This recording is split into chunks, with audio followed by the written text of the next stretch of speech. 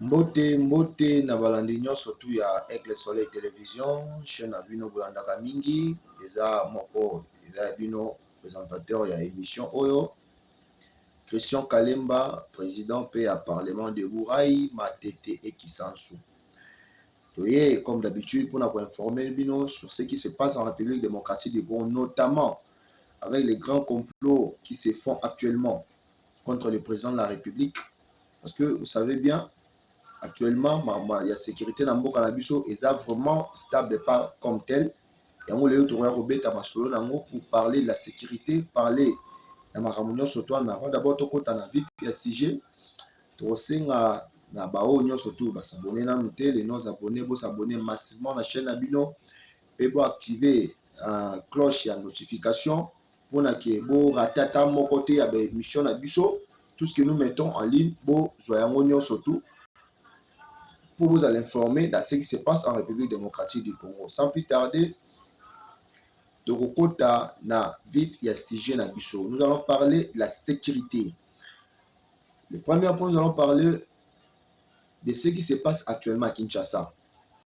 Où nous voyons, il y a un système, si je peux appeler ça comme ça, il y a Boma de fous qui sont des infiltrés selon certaines personnes au Bazo Kangabango. On dit que Batona Baza infiltré. Soit-disant sont des Rwandais, Bazo Kangabango, parce que même il y a l'élo vendredi, il y a eu dans beaucoup de communes où on a arrêté ces gens-là. On dit que non, Baza Rwandais, Kanyi Bango, Baza la morphologie rwandophone, mais Bande Konangai, nous devons savoir une chose. Il ne faut pas que tu tombes nager à ennemi. Pourquoi?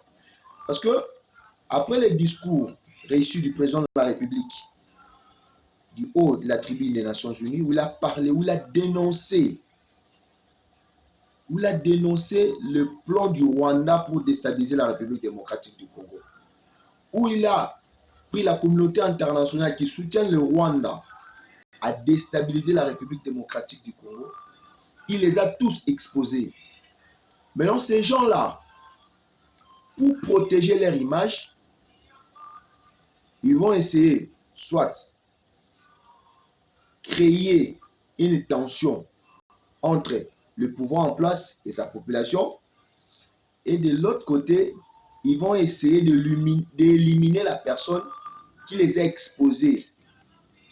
Le président Tshisekedi a été clair dans son discours devant le tribune du haut de la tribu des Nations Unies, où il a parlé de comment le Rwanda est en train de nous agresser. Mais non, est-ce que vous pensez réellement ce que le président Tshisekedi a dit? Oui, c'est-à-dire, et la Moussi Batumsu Balalaki, cité le Rwanda, où nous avons vu l'intervention du président polonais du haut du même tribune des Nations Unies, où il a dit à la communauté internationale de condamner le Rwanda sur son agression à la République démocratique du Congo. Est-ce que vous pensez réellement que le Rwanda va rester là, croiser les bras et attendre à ce que la communauté internationale puisse les sanctionner? Non. Lui aussi va entrer en offensif. Et vous voyez le jeu qui est en train de se faire actuellement. Ce sont les mêmes Rwandais qui essayent de tirer des histoires que non, pour que non, la République démocratique du Congo va fonder la communauté internationale, que non, nous aussi nous sommes en train de faire la xénophobie. Parce que la ligne où vont les choses, à la fin de compte, la République démocratique du Congo, on est en train d'exterminer les peuples rwandophones, on est en train d'exterminer toute personne en RDC qui a la morphologie rwandophone. C'est ça ce que le Rwanda est en train de chercher.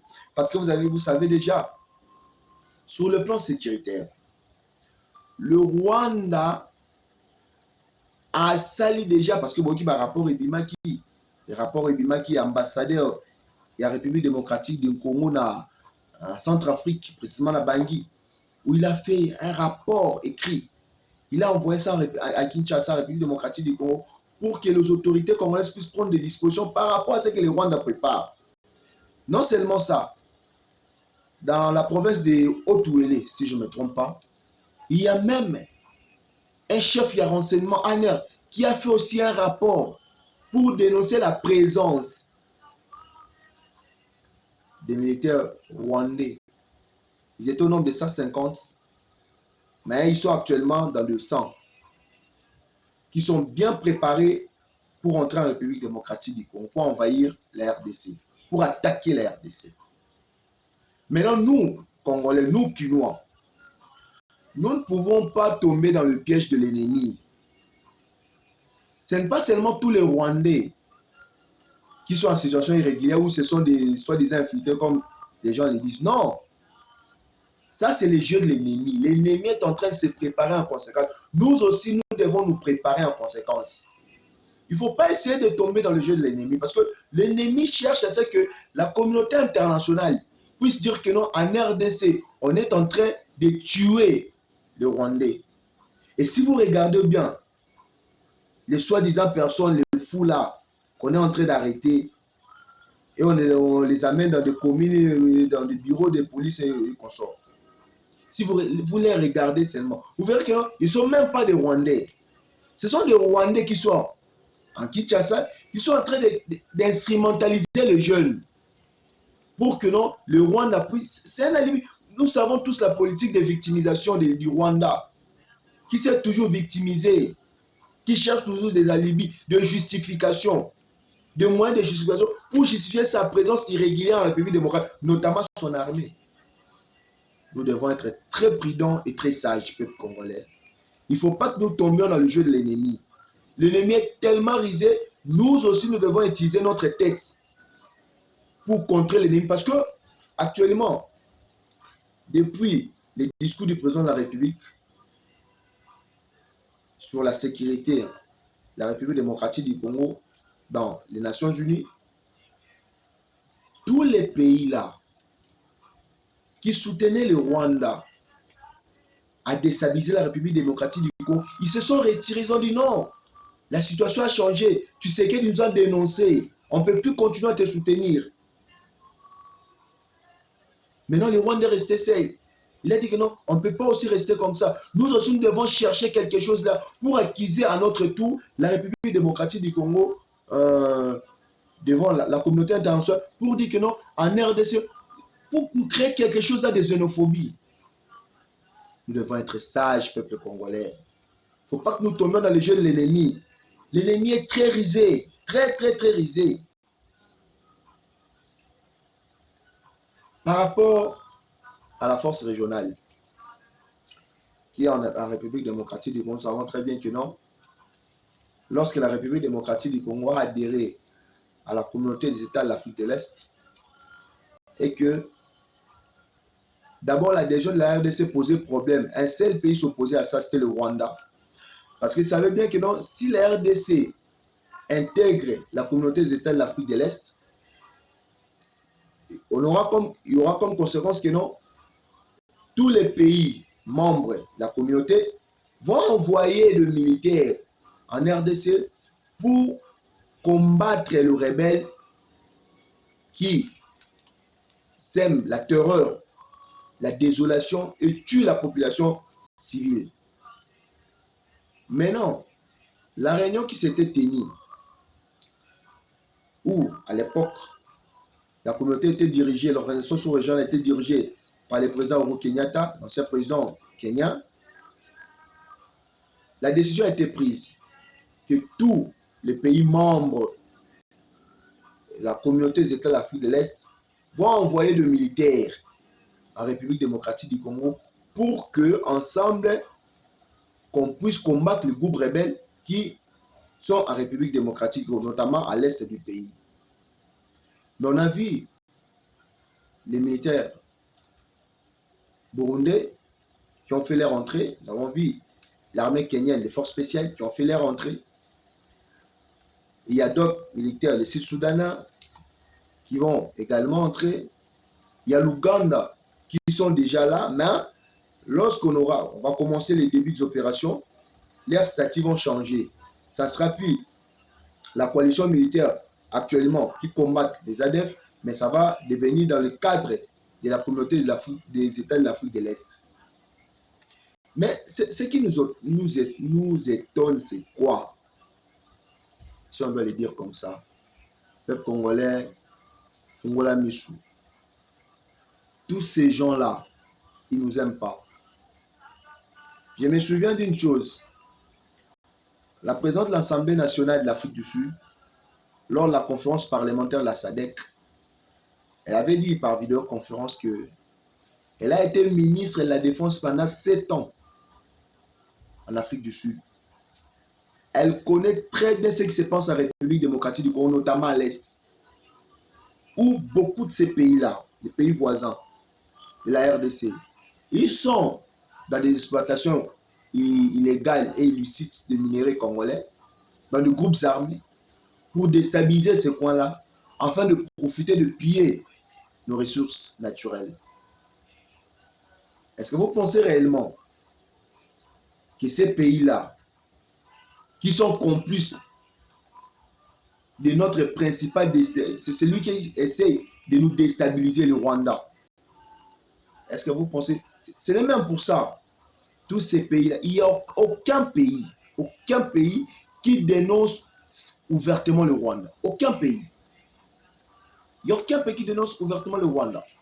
À part peut-être le Burundi, avec le nouveau président Evariste Ndayishimiye, qui a peut-être dénoncé le Rwanda du haut de la tribune des Nations Unies. Mais le Burundi, il avait pris position pour le Rwanda. Parce que le Burundi sait que non, moi aussi je suis dans des groupes armés en République démocratique du Congo pour notamment piller les ressources de la RDC. Est-ce que vous pensez réellement que le Burundi va condamner le Rwanda? Non. Parce qu'ils savent que non, si je condamne aujourd'hui le Rwanda va aussi me citer que toi tu me condamnes seulement, toi aussi tu es dans les groupes armés, toi aussi tu es dans l'exploitation illicite de minerais de la République démocratique du Congo. Maintenant la situation va perdurer jusqu'à quand? Pendant qu'ils sont en train de voler nos minéraux, il y a la population, celui qui meurt tout le jour. Nous, peuple congolais, comme le président de la République, Félix Antoine Tshisekedi l'a dit, nous avons pris une ferme décision que cette situation de l'Est-là doit cesser. Cette insécurité-là de l'Est doit cesser.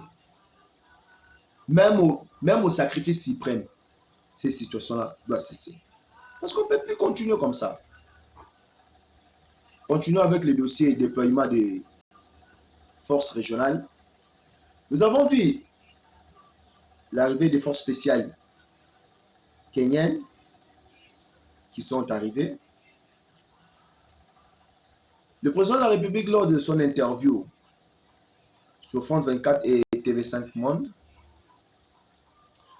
le président avait dit que non, le déploiement de la force régionale, les forces spéciales du Kenya vont faire entrer par Bunagana.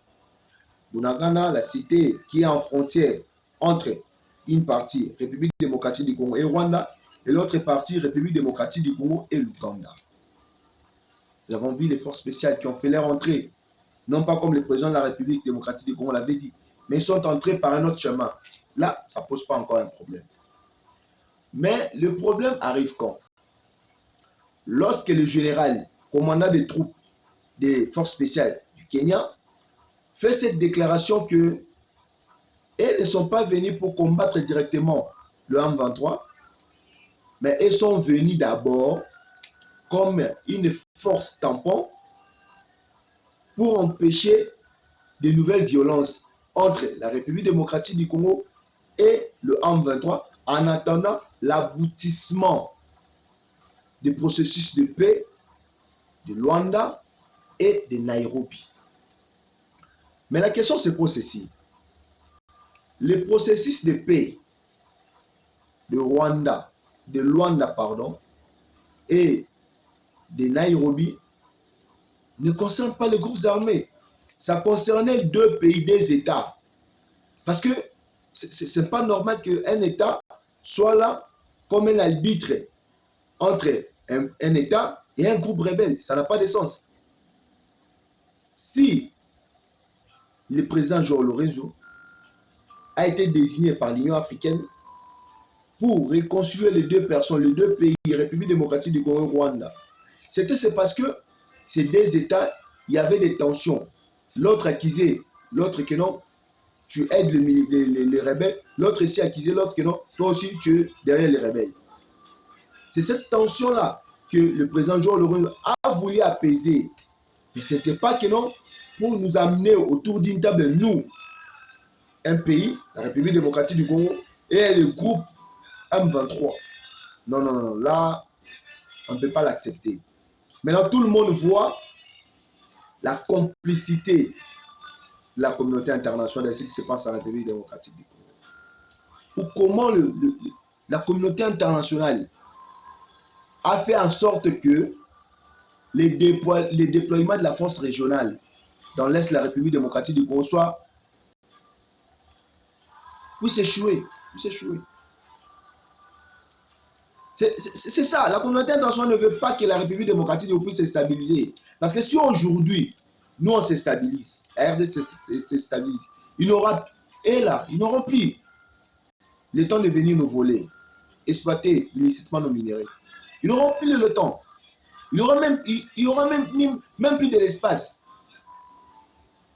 Peuple congolais, il faut te faire la niche. Et ces pays-là, ils cherchent à déstabiliser la République démocratique du Congo en complicité avec d'autres pays et d'autres Congolais. Il y a certains Congolais là qui se disent Congolais ou qui ont des nationalités douteuses, mais ils aident ces pays-là, notamment ces grands-là du monde. Avides du pouvoir, ils sont prêts à tout pour qu'ils soient là, même des étiquettes au bénéfice de la communauté internationale. Pourquoi? Parce que ces gens-là ont des loyautés partagées. Ils ne sont pas 100% congolais. Ils ne sont pas congolais. Et c'est-à-dire pour eux, le Congo, c'est rien du tout. Le Congo ne leur dit rien du tout. Le peuple congolais, il s'en fout. Si aujourd'hui, la République démocratique du Congo, et qu'il y a des désordres comme nous avons vu en Libye, ces gens-là vont rentrer chez eux. Ils vont rentrer. Même les autres là, qui ont des nationalités zambiennes, ils vont rentrer chez eux. Mais en RDC, il y aura seulement le sang, les morts, l'instabilité infinie. Alors nous, peuple congolais, nous avons le devoir de faire en sorte que ces plans-là puissent échouer. Parce que vu que le président Tshisekedi les a dénoncés,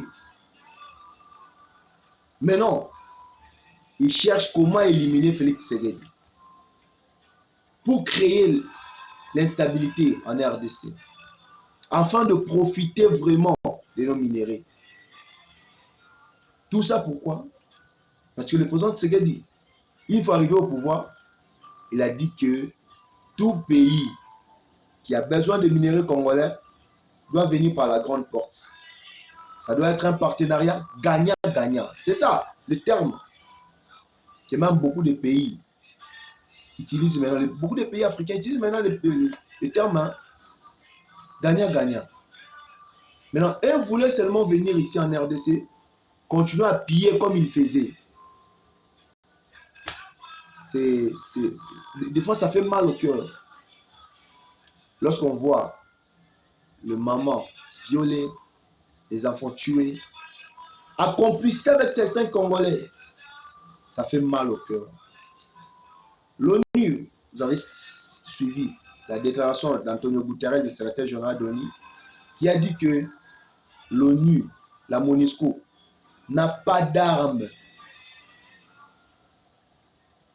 qui peuvent être comparables à celles que détiennent les M23 ou celles que détiennent les M23. Mais non, leur présence en République démocratique du Congo, ça nous profite à quoi? Rien du tout. La meilleure des choses serait qu'ils puissent faire leur bagage et retourner à Washington. Nous avons suivi la représentante adjointe, secrétaire général de la Nations, qui dit qu'ils vont doubler d'efforts. Vous allez doubler d'efforts quand? Pendant que vous avez fait plus de 22 ans en RDC, vous n'avez pas réussi à stabiliser la République démocratique du Congo. Alors si on vous donne encore 2 ans, est-ce que avec ce que vous dites là, que vous avez besoin, vous allez doubler d'efforts. Ça ne fera absolument rien du tout parce que vous avez fait déjà plus de 22 ans sans apporter de solutions aux problèmes de sécurité des peuples congolais. Alors, c'est-à-dire c'est inutile que vous continuez à rester en RDC. Il y a aussi une autre chose. Les FARDC, parce qu'on va aussi parler de ce Bunagana. Les FARDC, après avoir compris l'infiltration, après avoir compris comment il y a des gens qui sont au sein de FARDC, mais ce sont des agents doubles. Au Congo, ce sont militaires congolais, mais au Rwanda, là-bas, ce sont des agents de renseignement. C'est-à-dire ils prennent toute la position des FARDC, ils amènent ça au Rwanda. Notamment avec l'arrestation du général Yav et Sirimwani, où le général Yav, Filemon, qui avait même autorisé à ce que Bunagana soit tombé et que Bunagana soit récupéré par l'homme 23. Est-ce que vous comprenez vraiment de telles choses? Des fois, ça fait mal. Et on se pose des questions. Est-ce que ces gens sont des Congolais? Et non seulement ils ont cédé que Bunagana soit tombé, ils voulaient encore faire un autre grand coup. Et le grand coup, c'était quoi? Faciliter le M23 d'aller jusqu'à Goma, prendre Rutshuru, aller jusqu'à Goma, pour récupérer Goma comme un moyen de pression contre Kinshasa, pour que Kinshasa puisse accepter la revendication, notamment l'intégration de ces militaires-là, ces rebelles-là, au sein des FARDC, dans des hautes fonctions, les civils, que le M23 devienne un parti politique. C'est quoi ça? Félicitations au ministre des Affaires étrangères, Christophe Lutundula, qui a dit devant les Nations Unies, l'Assemblée générale, il a dit, nous en RDC, nous n'accepterons plus jamais qu'aujourd'hui, rebelles, demain deviennent FARDC. Jamais nous l'accepterons. Jamais. Félicitations. Même le président de la République l'a répété. C'est une très bonne chose. Nous ne pouvons plus accepter de pareilles choses. Nous ne pouvons plus accepter. Nous allons aussi parler dans le même dossier de Bunagana. Après que les FARDC ont compris qu'il y a des traîtres, beaucoup de traîtres parmi eux, ils se sont dit que non, nous n'allons plus communiquer nos positions. Nous n'allons plus, c'est-à-dire lorsque nous voulons attaquer, faire une offensive, nous n'allons plus communiquer. C'est-à-dire, tout regarder au secret. Et les rebelles seront surpris parce que lorsque vous préparez une offensive contre les rebelles et que non, vous les dites que non, tel jour nous allons attaquer. C'est-à-dire, vous donnez aussi de la connaissance rebelle, c'est-à-dire, vous dévoilez votre position. Ça aura comme conséquence, les rebelles vont aussi s'armer. Ils vont dire que non, comme eux avancent, nous aussi, nous devons renforcer nos rangs pour les contrer. C'est pour cela, les FARDC ne donnent plus leur position. Ils sont là, en train de préparer, prendre des stratégies. Comment nous allons attaquer et récupérer la ville frontalière de Bunagana. Mais heureusement, dans cette force régionale, nous avons vu le Burundi qui s'est séparé en deux. Il y a une partie qui est restée au sud Kivu, il y a une partie qui s'est déjà dirigée au nord Kivu et vont ensemble avec les FARDC lancer une attaque, un assaut contre le M23 qui jusqu'à présent occupe Bunagana et c'est une grande perte pour nous car lorsque le rebelle contrôle Bunagana, la RDC perd 5 millions de dollars par mois. Excusez. La RDC perd 5 millions de dollars par mois. C'est vraiment des pertes énormes. Pour cela, nous félicitons le président Evariste Ndayishimiye pour la collaboration, pour les soutiens qu'il apporte au peuple congolais, notamment sur le plan sécuritaire, qui a accepté à ce que ces militaires combattent ensemble avec les FARDC pour récupérer la ville de Bunagana. C'est une très bonne chose. Nous allons parler des ex-rebelles qui avaient déposé les armes et accepté d'être démobilisés. Aujourd'hui, le 30, nous avons vu ces rebelles manifester. Les rebelles manifester. Ils revendiquent quoi? Ces ex-rebelles disent que non, depuis qu'on nous a laissés ici, nous souffrons, nous traversons des temps difficiles, nous manquons à manger. Si tel est le cas, nous prenons la décision de retourner dans la bourse et continuer les activités qu'on faisait avant.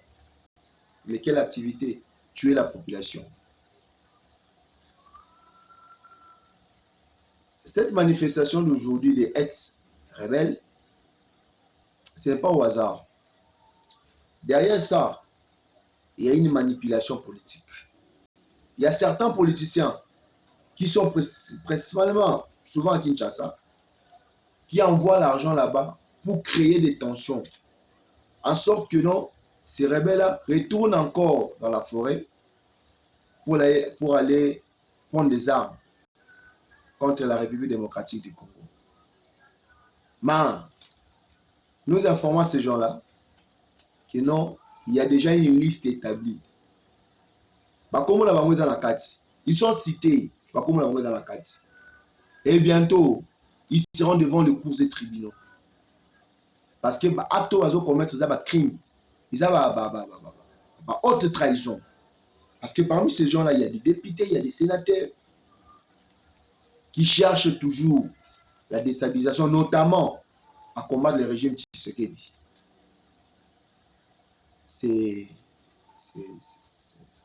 C'est incroyable, c'est incroyable. C'est incroyable. Les militaires, les ex-combattants qui sont là en attendant les processus DDRC, ils attendent la démobilisation pour les intégrer dans la société. Mais les politiciens congolais envoient l'argent à ces gens-là pour créer des soi-disant manifestations, pour réclamer à ce que non, nous sommes délaissés, nous sommes abandonnés. Pourquoi? Avec quel objectif? Créer des tensions pour que ces gens-là, bazonga Zamba, bagosima Minduki, pour baboma sous population. Des fois, ils a passé.